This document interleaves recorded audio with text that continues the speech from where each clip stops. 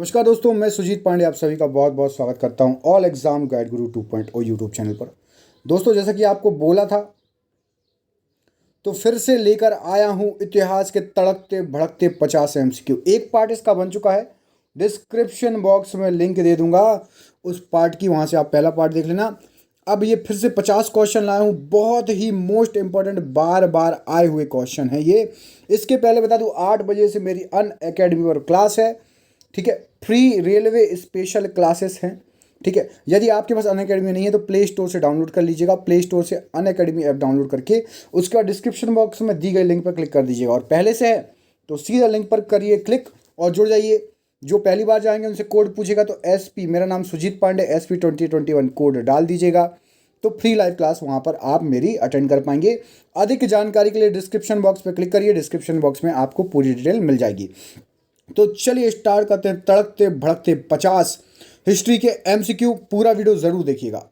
चलिए करते हैं स्टार्ट। तो देखिए पहला क्वेश्चन ये रहा आपकी स्क्रीन पर। तो भारत में सबसे पुराना लौह युग जुड़ा हुआ है, बताइए लौह युग किससे जुड़ा हुआ है? तो सही आंसर आपका हो जाएगा ऑप्शन नंबर A, चित्रित दूषण मृद भांडों के साथ लौह युग जुड़ा हुआ है। वेरी इंपॉर्टेंट क्वेश्चन है, बहुत ही ज्यादा बार पूछा गया है, ठीक है। अगला क्वेश्चन देखिए, ये रहा आपकी स्क्रीन पर। आपको बताना है 6वीं शताब्दी ईसा पूर्व मगध में किसका विशाल भंडार था? तो मगध में 6वीं शताब्दी ईसा पूर्व में लोह का भंडार था। लोहा का विशाल भंडार था, याद रखना, बहुत इंपॉर्टेंट क्वेश्चन है। अगला, मगध के उत्थान के लिए कौन सा प्रथम शासक उत्तरदायी था?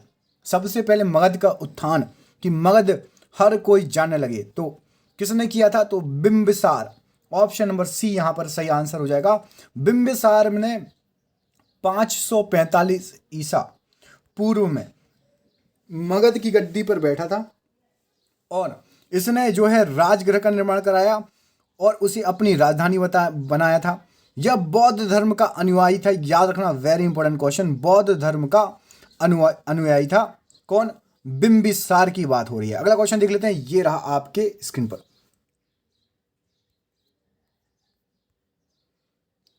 उस राज्य का नाम बताइए जिसने पहली बार युद्ध में हाथियों का इस्तेमाल किया। बताइए कौन से राज्य ने पहली बार युद्ध में हाथियों का इस्तेमाल किया? तो सही आंसर हो जाएगा ऑप्शन नंबर यहां पर B, मगध ने। किसने? मगध ने पहली बार हाथियों का यूज किया था, याद रखना, वेरी इंपॉर्टेंट क्वेश्चन। मगध राज्य में पाए जाने वाले जंगलों में हाथी पर्याप्त संख्या में थे, इसका प्रयोग मगध सेना में किया गया था। अगला क्वेश्चन देखिए, वेरी इंपॉर्टेंट क्वेश्चन। किसकी सेना ने ग्रीक शासक सिकंदर के साथ झेलम नदी के तट पर मुकाबला किया? भैया महान सिकंदर, याद रखो। तो सिकंदर की सेना से ही ऑप्शन नंबर धनानंद, यहां पर धनानंद सही आंसर हो जाएगा। एक सेकंड रुक जाइए। तो सिकंदर महान से युद्ध करने के लिए यहां पर सही आंसर है आपका, माफ कर दीजिएगा, पोरस यहां पर सही आंसर हो जाएगा, ठीक है। पोरस ने किया था सिकंदर महान से युद्ध, याद रखिएगा, वेरी इंपॉर्टेंट क्वेश्चन। ये पौरव के राजा थे। पोरस कहां के राजा थे? तो पौरव राज्य के राजा थे पोरस, ठीक है। अगला क्वेश्चन देखिए, ये रहा आपकी स्क्रीन पर। सिकंदर और पोरस की कहानी आपने सुनी भी होगी। यहूदियों की बात हो रही है जी। तो यहूदियों के धार्मिक पाठ का क्या नाम था? तो मूसा संहिता। यहूदियों के धार्मिक पाठ का नाम था मूसा संहिता, ठीक है, याद रखिएगा, वेरी इंपॉर्टेंट क्वेश्चन। अगला क्वेश्चन देख लेते हैं, ये रहा आपकी स्क्रीन पर। आपको बताना है मगध के बारे में। मगध राजवंशों का कालक्रम क्या था? सबसे पहले मगध पे किसने राज्य किया, फिर किसने राज्य किया, फिर किसने राज्य किया, आपको यह बताना है। तो याद रखिए, सबसे पहले हर्यक वंश ने राज किया था। किसने राज्य किया था? हर्यक वंश ने। उसके बाद किया था मौर्य वंश के राजाओं ने राज, ठीक है, हर्यक, मौर्य, उसके बाद नंद वंश और लास्ट में शिशुनाग। तो ऑप्शन नंबर C यहां पर सही हो जाएगा। हर्यक, मौर्य, नंद और शिशुनाग वंश, याद रखिएगा, वेरी इंपॉर्टेंट क्वेश्चन है। अगला क्वेश्चन देखिए, ये रहा आपकी स्क्रीन पर। महाभाष्य किसने लिखा था? तो महाभाष्य के रचयिता थे पतंजलि। ऑप्शन नंबर D यहां पर सही आंसर हो जाएगा। महाभाष्य के रचनाकार पतंजलि थे। इस ग्रह में यह जानकारी मिलती है कि मौर्य शासकों ने आर्थिक संकट से उभरने के लिए देव प्रतिमाएं बनाकर बिकवाई थी। ठीक है, भगवान की मूर्तियां बनवाकर मौर्य वंश ने बिकवाई थी आर्थिक संकट से उभरने के लिए। अगला क्वेश्चन देखिए, निम्नलिखित नामों में से प्राचीन भारत के चिकित्सकीय त्रय को पहचानिए। कौन थे चिकित्सा के तीन लोग, तीन महान आयुर्वेद? तो सही आंसर यहां पर क्या हो जाएगा? यहां सही आंसर है आपका चरक, सुश्रुत और वाग्भट। ये तीनों जो थे चिकित्सकीय त्रय के नाम से इन्हें जाना जाता था। ये तीनों ही चिकित्सक आयुर्वेद में सिद्धस्थ थे। आयुर्वेद में भैया बहुत ऊंची पकड़ थी इनकी। आजकल आयुर्वेद को ही दोबारा अपनाया जाना है। प्राचीन काल में स्रोत सामग्री लिखने में प्रयुक्त भाषा थी, बताइए। स्रोत सामग्री लिखने में कौन सी भाषा का प्रयोग किया जाता था? तो प्राचीन काल में भाषा थी संस्कृत। यहाँ पर अधिकांश जो आपको मिलेंगे स्रोत सामग्री लिखने के लिए अधिकांशतः संस्कृत भाषा का यूज होता था। बाकी इन सब का भी यूज होता था, लेकिन थोड़ा कम। सबसे ज़्यादा संस्कृत भाषा यहाँ पर सही आंसर हो जाएगा। अगला क्वेश्चन देखिए, ये रहा अगला क्वेश्चन। चंद्रगुप्त मौर्य के बाद मौर्य सिंहासन पर निम्नलिखित में से कौन बैठा था? तो चंद्रगुप्त मौर्य के बाद बिंदुसार बैठा था, याद रखिएगा। चंद्रगुप्त मौर्य के बाद कौन बैठा था? बिंदुसार। अगला क्वेश्चन देखिए, ये रहा आपकी स्क्रीन पर। यूनानियों को भारत से बाहर किसने निकाला था? तो यूनानियों को भगाया था चंद्रगुप्त मौर्य ने। ऑप्शन नंबर ए यहाँ पर सही आंसर हो जाएगा।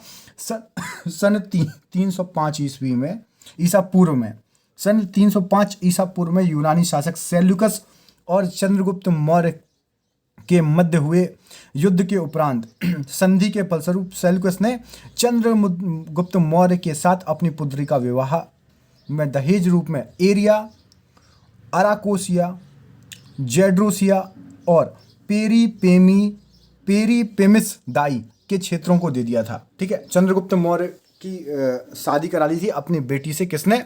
सेल्यूकस ने। बिंदुसार के शासन के दौरान अशांति कहाँ थी? तो बिंदुसार के शासन के दौरान तक्षशिला में अशांति थी। चंद्रगुप्त मौर्य के उत्तराधारी एवं एक पुत्र बिंदुसार के शासक में तक्षशिला में जो है विद्रोह हुआ था। उसने अशोक को कुमारामात्य बनाकर वहां का विद्रोह दबाने के लिए भेजा था, और अशोक ने न केवल विद्रोह को शांत किया बल्कि वहां की प्रजा का प्रेम और विश्वास भी जीता। किसने? अशोक ने। याद रखना, वेरी इंपॉर्टेंट क्वेश्चन। अगला क्वेश्चन देखिए,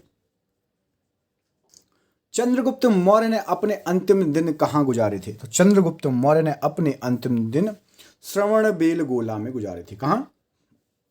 श्रवणबेलगोला में चंद्रगुप्त मौर्य ने अपने अंतिम दिन गुजारे थे। अगला क्वेश्चन देखिए, अशोक के अधीन मौर्य राजतंत्र का सबसे सही वर्णन निम्नलिखित में से कौन सा होगा? तो अशोक के अधीन मौर्य राजतंत्र का सबसे सही वर्णन होगा केंद्रीकृत एकाधिपत्य था। उस समय अशोक ने अपने अधीन मौर्य राजतंत्र को केंद्रीकृत शासन के आधिपत्य पर आधारित किया था। ऑप्शन नंबर बी यहां सही आंसर हो जाएगा। अगला क्वेश्चन देखिए, अशोक की प्रशासनिक नीति में भारी परिवर्तन किस घटना से आया? तो अशोक की प्रशासनिक नीति में भारी परिवर्तन कलिंग युद्ध से आया। जब कलिंग युद्ध हुआ है ना, तो घटना के बाद, कलिंग युद्ध के बाद ही अशोक द्वारा भेरी घोष की नीति का त्याग कर धम्म घोष की नीति अपना ली गई थी अशोक द्वारा। अगला क्वेश्चन देखिए, निम्नलिखित में से वह व्यक्ति कौन है जिसका नाम देवानाम प्रियदर्शी था? बताइए, देवानाम प्रियदर्शी किसका नाम था? तो मौर्य राजा अशोक का नाम। ठीक है, मौर्य सम्राट अशोक ने अभिलेखों में उसे देवानाम प्रिय या फिर देवानाम प्रियदर्शी तथा राजा आदि की उपाधियों से संबोधित किया है।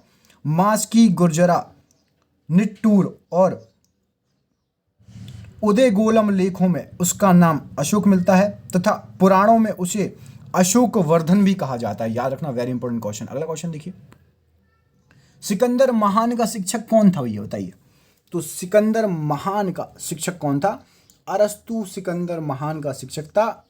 सिकंदर ने आक्रमण कब किया था? तो 326 ईसा पूर्व में सिकंदर द्वारा भारत पर आक्रमण किया गया था। अरस्तु वहां उसका सिकंदर का गुरु था या महान शिक्षक था, याद रखिए। अगला क्वेश्चन देखिए, प्राचीन काल में स्रोत सामग्री के लिए कौन सी भाषा प्रयुक्त होती है? थोड़ी देर पहले मैंने बताया था आपको, संस्कृत भाषा। पाली, खरोष्टी और ब्राह्मी लिपि में भी होता था, लेकिन संस्कृत सबसे ज्यादा जो है प्राचीन काल में सामग्री लिखने के लिए यूज होता था। आपने नाम सुना होगा हेरोडोटस। हेरोडोटस को क्या माना जाता था? तो इतिहास का जनक कहा जाता था हेरोडोटस को। क्या कहा जाता था? इतिहास का जनक हेरोडोटस को कहा जाता था। चलिए देखते हैं अगला क्वेश्चन। अलेक्जेंडर, जिसको सिकंदर कहते हैं, तो सिकंदर और पोरस की लड़ाई आपने सुनी होगी, किस नदी के तट पर हुई थी? बताइए, किस नदी के किनारे लड़ी गई, कहां पर लड़ी गई? तो सिकंदर और पोरस की जो लड़ाई हुई थी, यहां पर आपका ऑप्शन नंबर ए भी गलत है, बी भी गलत है, सी भी गलत है, डी भी गलत है। यूनानी स्रोतों के अनुसार पोरस के साथ सिकंदर का जो युद्ध हुआ था वो हाइडेस्पीज नदी के किनारे हुआ था। इस युद्ध में पोरस की हार हुई थी। सिकंदर ने पोरस को बहादुरी से प्रभावित होकर उसे राज्य को वापस उसकी मित्रता कर ली, लेकिन झेलम नदी को ही यूनानी भाषा में हाइडेस्पीज कहा जाता है। तो यहां पर दो ऑप्शन सही हैं आपके। यहां पर कौन कौन से ऑप्शन सही हैं? यहां पर हाइडेस्पीज और झेलम दोनों सही हैं, ऑप्शन नंबर ए और बी, क्योंकि हाइडेस्पीज नदी को ही, झेलम नदी को ही हाइडेस्पीज नदी कहा जाता है यूनानी भाषा में। ओके, याद हो गया। सिकंदर पोरस की लड़ाई कहां हुई? तो हाइडेस्पीज या फिर झेलम, जो भी है लगा दीजिएगा। देवनामप्रिय के नाम से कौन विख्यात था? बताइए भैया, देवनामप्रिय के नाम से कौन विख्यात था? तो अशोक को कहा जाता था देवनामप्रिय। किसको? अशोक को कहा जाता था। अगला क्वेश्चन देखिए, कलिंग युद्ध के बाद निम्न में से किसने महाराज अशोक के रूपांतरण को दर्ज किया था? तो यहां पर सही आंसर हो जाएगा रॉक एडिया 13, है ना, 13, XIII मतलब 13, तृतीय नहीं, 13। Okay, rock edict 13। तो 13वें शिलालेख से कलिंग युद्ध के संदर्भ में स्पष्ट साक्ष्य मिलते हैं। यह घटना अशोक के शासनकाल में 8वें वर्ष, अशोक का जो शासनकाल का 8वां वर्ष था उसमें हुआ, मतलब 261 ईसा पूर्व में हुआ था। याद रखना, इस शिलालेख में उसने कलिंग युद्ध से हुई पीड़ा और दुख के पश्चाताप का उसने जो है व्यक्त किया है कि भैया कलिंग युद्ध जो हुआ था ना, उसको बहुत दुख और पश्चाताप हुआ कलिंग युद्ध के बाद। किस शिला राजा देश में अशोक ने कलिंग युद्ध के हताहतों का उल्लेख किया है और युद्ध त्याग करने की घोषणा की है? तो सही आंसर हो जाएगा वही सेम, शिला राजा देश 13। इसमें जो है अशोक ने कलिंग युद्ध में हताहतों का जो है उल्लेख किया है और युद्ध त्याग की घोषणा की है। याद रखना, वेरी इंपॉर्टेंट क्वेश्चन है। अगला क्वेश्चन देखिए, ये रहा आपकी स्क्रीन पर। चंद्रगुप्त मौर्य के दरबार में भेजा गया यूनानी दूत कौन सा था? तो चंद्रगुप्त मौर्य के दरबार में भेजा गया यूनानी दूत सभी को पता है, ऑप्शन नंबर सी, मेगास्थनीज था। ठीक है, मेगास्थनीज सर्वप्रथम भारत आया। मेगास्थनीज यूनानी ग्रीक शासक सेल्यूकस निकेटर का राजदूत था। याद रखना, जो चंद्रगुप्त मौर्य के दरबार में आया था, इसने अपनी पुस्तक इंडिका में मौर्यवीन समाज एवं प्रशासन के विषय में लिखा हुआ है। मेगास्थनीज की पुस्तक का नाम क्या था? इंडिका। ओके, देखो इंडिका किसने लिखी? तो सिंपल सी बात है, मेगास्थनीज ने। अभी मैंने आपको बताया। अगला क्वेश्चन देखो, मौर्य दरबार में ग्रीस के राजदूत का क्या नाम था? तो मौर्य दरबार में ग्रीस से एक राजदूत आए थे, उनका नाम था आपका मेगास्थनीज। ठीक है, कहां से आए थे? ग्रीस से आए थे मेगास्थनीज साहब। हाँ, अगला क्वेश्चन देखो, अशोक ने किस बौद्ध साधु से प्रभावित होकर बौद्ध धर्म अपना लिया था? तो अशोक प्रभावित हुआ था किससे? उपगुप्त साहब से। उपगुप्त से प्रभावित हुआ था अशोक, याद रखना। ठीक है, चलिए अगला क्वेश्चन देखिए, चंद्रगुप्त मौर्य का प्रसिद्ध गुरु चाणक्य निम्नलिखित में से किस विद्या केंद्र से संबंधित था? तो तक्षशिला से संबंधित थे चाणक्य साहब। कहां से? चंद्रगुप्त मौर्य के प्रसिद्ध गुरु चाणक्य तक्षशिला विद्या केंद्र से संबंधित था उनका। अगला क्वेश्चन देखिए, कलिंग युद्ध किस वर्ष हुआ? तो कलिंग युद्ध यहां पर 261 BC में हुआ था। 200 61 ईसा पूर्व में कलिंग युद्ध हुआ था। वेरी इंपॉर्टेंट क्वेश्चन, याद रखिएगा, बार बार पूछा जाएगा आपसे एग्जाम्स में। अगला क्वेश्चन देखिए, अशोक पर कलिंग युद्ध का प्रभाव कहाँ दिखाई देता है? तो अशोक पर मैंने अभी बताया है आपको कि अशोक पर शिलाओं पर उत्कीर्ण 13वें राज्याधीश, ऑप्शन नंबर यहाँ पर बी सही आंसर हो जाएगा। शिलाओं पर उत्कीर्ण 13वें राज्याधीश से जो है अशोक का कलिंग युद्ध का प्रभाव दिखता है। अगला क्वेश्चन देखिए, मौर्य काल के दौरान शिक्षा का सबसे प्रसिद्ध केंद्र निम्न में से कौन सा था? तो तक्षशिला सबसे ज्यादा फेमस हुआ था शिक्षा के लिए, याद रखिएगा। अर्थशास्त्र के लेखक किसके समकालिक थे? तो अर्थशास्त्र के लेखक चंद्रगुप्त मौर्य के समकालिक थे, याद रखना, चंद्रगुप्त मौर्य है ना। चंद्रगुप्त मौर्य ने चाणक्य या कौटिल्य की सहायता से अंतिम नंदवंशीय शासक घनानंद को पराजित कर 322 ईस्वी पूर्व में मौर्य साम्राज्य की स्थापना की। अर्थशास्त्र का लेखक कौटिल्य चंद्रगुप्त मौर्य का प्रधानमंत्री था, याद रखिएगा। अगला क्वेश्चन देखिए, अर्थशास्त्र की रचना किसने की? बिल्कुल फिर से क्वेश्चन आ गया, ऑप्शन नंबर में बी यहाँ पर कौटिल्य सही आंसर हो जाएगा। अगला क्वेश्चन देखिए, अशोक के शिलालेख किस लिपि में खुदे हुए थे? तो अशोक के शिलालेख जो खुदे हुए हैं वो है ब्राह्मी लिपि में, मोस्टली ब्राह्मी लिपि में है, याद रखना। अगला क्वेश्चन देखिए, निम्नलिखित में से किसने कब पहली बार अशोक के शिलालेखों का अर्थ स्पष्ट किया? तो भैया सबसे पहले जॉन टावर 1787, याद रखिएगा, सर्वप्रथम 1787 यहां पर माफ कीजिएगा 1737 में जेम्स प्रिंसिप, वर्ष 1735 में जेम्स प्रिंसिप नामक विद्वान ने अशोक के शिलालेखों को पढ़ा था, जबकि सबसे पहले 1750 ईस्वी में टिफिन थेलर महोदय द्वारा इसे खोजा गया था, ठीक है, याद रखना। अगला क्वेश्चन देखिए, 3-4 क्वेश्चन और हैं। किस प्रसिद्ध शासक को शिलालेखों का जनक कहा जाता है? बताइए। तो किसको कहा जाता है शिलालेखों का जनक? तो शिलालेखों का जनक कहा जाता है अशोक साहब को, याद है आपको, अशोक। अगला क्वेश्चन देखिए, विश्व प्रसिद्ध शासक को शिलालेखों को जनक कहा गया है, तो कौन है वो? तो सही आंसर हो जाएगा यहां पर, शिलालेखों का जनक किसे कहा गया है? विश्व प्रसिद्ध शासक जिसे शिलालेख का जनक कहा गया है, किस प्रसिद्ध शासक को? तो यहां पर ऑप्शन नंबर सी अशोक है। ये क्वेश्चन तो करा दिया, दोबारा आ गया ना। किसे तृतीय बौद्ध परिषद का संरक्षण प्रदान किया गया था? तो तृतीय बौद्ध संरक्षण हुआ था अशोक के समय, अशोक, याद रखिएगा। अगला क्वेश्चन, मौर्य वंश के शासन के दौरान स्थानिक कौन था? तो मौर्य वंश के शासन के दौरान स्थानिक था, ऑप्शन नंबर ए जिला प्रशासक, यहां पर सही आंसर हो जाएगा। अगला क्वेश्चन देखिए, मौर्य वंश के तत्काल बाद किस वंश ने आकर मगध पर राज्य किया? तो सबसे मौर्य वंश के तत्काल बाद शुंग वंश आ गया था मगध पर राज्य करने। अंतिम मौर्य सम्राट थे वृहदत्त की हत्या करने के बाद पुष्यमित्र शुंग द्वारा 184 ईसा पूर्व में शुंग वंश की स्थापना की गई, ठीक है। तो ये थे आपके इतिहास के दूसरा पार्ट था 50 क्वेश्चनों का। क्या आपको ये सीरीज इतिहास की अच्छी लग रही है? तो इतिहास के आगे और भी क्वेश्चन लाते रहेंगे। साथ ही साथ यदि आप बोलेंगे तो ऐसे ही पॉलिटी, ज्योग्राफी और साइंस सभी के क्वेश्चन लाएंगे, लेकिन आप कमेंट करके ज़रूर बताओ। आपका एक एक कमेंट हमें बहुत ही उत्साहवर्धक रखता है, एक एक कमेंट इंपॉर्टेंट है। अपना नाम लिखिए और पूरा वीडियो देखा तो वो भी ज़रूर बताइए। मिलता हूँ अगले वीडियो में, तब तक के लिए अपना ख्याल रखिए। बहुत बहुत धन्यवाद दोस्तों, बहुत बहुत धन्यवाद।